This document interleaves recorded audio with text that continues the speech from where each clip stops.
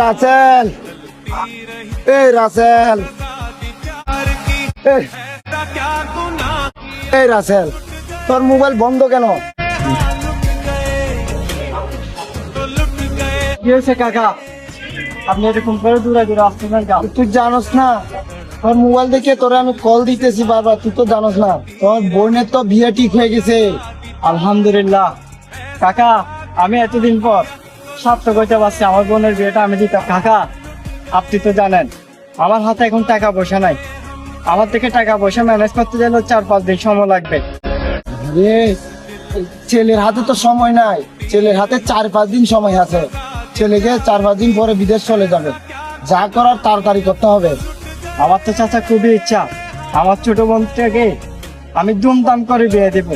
আরে টেনশন করার কিছু নাই, আমি তো আছি। দেখেন কাকা, যেটা ভালো মনে করেন আপনি সেটা করেন।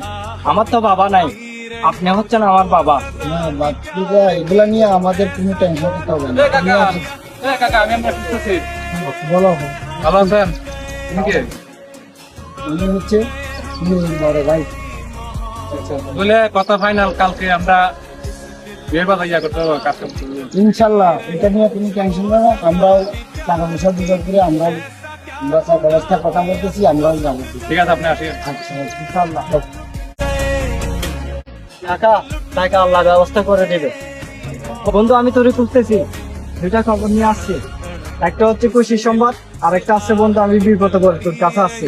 কি বিপদে পড়ে আসছস আর কি খুশি খবর নিয়ে আসছস বল। তুই তো জানোস বন্ধু আমার ছোট বোন আছে, ছোট বোনের বিয়ে ঠিক করছি, ছেলে কালকের মধ্যে নামাই নিতে চাচ্ছি। তুই তো জানিস আমার কাছে এখনো হাতে টাকা পয়সা নাই, তোর থেকে থাকলে আমাদের 1 লাখ টাকা দেয় না আমার বোনের বিয়ের জন্য। আমার থেকে কোনো টাকা নাই, বন্ধুত্ব আছে, বন্ধুত্ব থাক, এর থেকে বেশি কিছু চাইছি না।